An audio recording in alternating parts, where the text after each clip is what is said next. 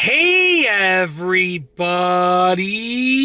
I'm here today to talk to you about the 7 worst driving mistakes that you can ever make. They're absolutely horrible and you should avoid them at all costs. Let's get right into the video. Number 1 is driving while tired. If you're tired, don't drive, okay? Now, there are a lot of horrible things that you can do as a driver. Driving while tired is one of the worst ones, okay? Now, in my younger days, I was guilty of this, and I didn't drive while tired, but I was really tired, and I got in the car, and I was about to go somewhere, and I'm like, you know what? I need to just wake up. So sometimes it was as simple as getting out of the car, doing like 100 jumping jacks, and then I'm nice and awake. So it doesn't necessarily mean that you need to you have to judge yourself and use your own professional judgment. For myself, sometimes it meant having a coffee, waiting 15, 20 minutes till the caffeine kicked in, and then I was nice and awake. It all depends on the situation. But do not drive while you're tired. It is absolutely horrible because it slows your reaction times down and it just makes you think completely differently as a driver. Number 2, this is a horrible mistake, thinking you are invincible. Now, as a young driver, as a young male driver, I was completely guilty of this. You think you're invincible until something happens. And I would just like to make you realize you're not invincible before something happens. This way you can prevent that something from happening, okay? So just really understand that you're not invincible, and you might be a great driver. That's probably true, but everyone else around you isn't necessarily as great of a driver as you are. So understand your vulnerabilities as a driver on the road. Number 3 is driving distracted. Now, every person has different thresholds of being distracted. Some drivers can adjust the radio stations, can drive with blasting music, and it won't be distracting for them. It all depends on the driver, okay? Other drivers can hold a hands-free phone call using the Bluetooth system in their car, and it won't be distracting for them. And other drivers, if there is even music on, they're going to get distracted, even if the music is at a low volume. So you need to gauge, number 1, what is legal where you live. Like where I live, I can't use a cell phone while driving, but you can, at least at the time of me filming this, I don't know if it's going to change by the time that I post it, but at the time of me filming this, I can have a hands-free phone call using the Bluetooth system in my car. Okay, so you have to gauge your own level of distraction and also to avoid it, and also see what's legal where you live, okay? Number 4, because number 3, once again, just to recap, was driving distracted. Mistake number 4, just to recap, because I have a list here and I'm kind of following it. So number 3 was driving while distracted. Really, really horrible. Probably the worst one on this list. Number 4 is not maintaining a car. I don't care if your car's rusted out.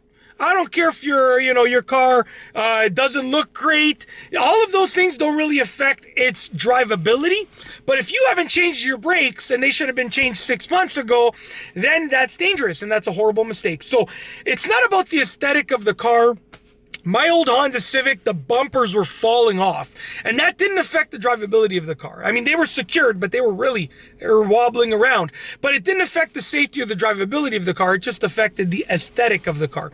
Not maintaining a car with regards to drivability is a huge problem.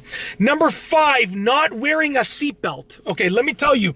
So I just went grocery shopping, and I was parked over there. There's a lot of cars over there. Not a lot, but quite a few. I came over here now, which is, I don't know, 20 feet away, and I put my seatbelt to go from there to here when I drove here. Now my seatbelt is off because I'm parked.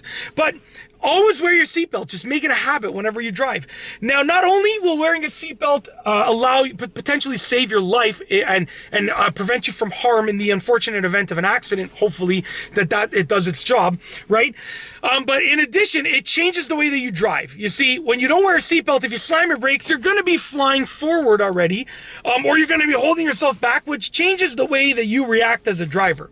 So by wearing your seatbelt allows you to feel protected, and therefore it allows you to just drive normally without being tossed around whenever, if you take a sharp turn and not wearing a seatbelt, you might be tossed around a bit, which will affect your safety as a driver overall and how you drive, okay? So just wear your seatbelt. Not wearing it is a huge mistake.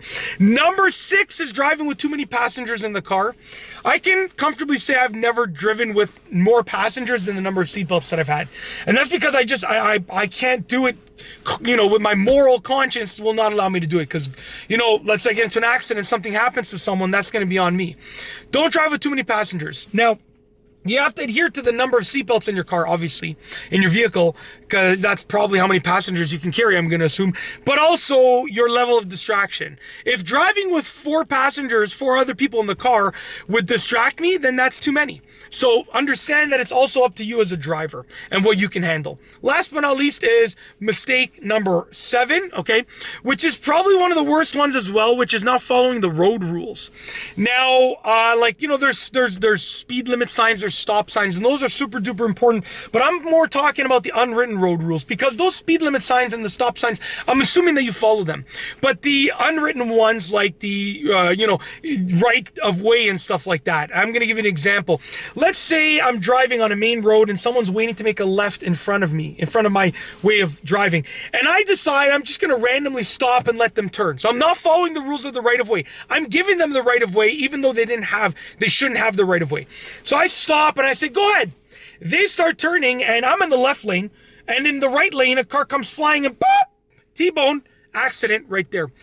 Because I didn't follow the road rules, the unwritten road rules, I caused an accident by doing that. I didn't actually do this. I've never done that, but I've seen it happen. So I'm saying in this hypothetical situation, because I wasn't hypothetically following these road rules, I imaginarily caused an accident. And I've seen that happen more than a few times, and it's very sad, because, you know, it could have been avoided if people just follow the rules of the right of way. If you have the right of way, don't be courteous to other drivers. Like, say thank you and please, but don't like be courteous like, oh, here's the right of way, even though you don't have it, I'm gonna give it to you. That's how accidents occur. I'm telling you.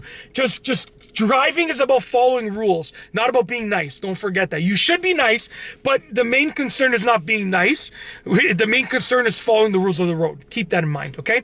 That's it. If you like this video, please be sure to give it a thumbs up. Let me know what you think down below as a comment, and of course, be sure to subscribe for more great videos just like this one. And that's all I have for you today. Thanks for watching.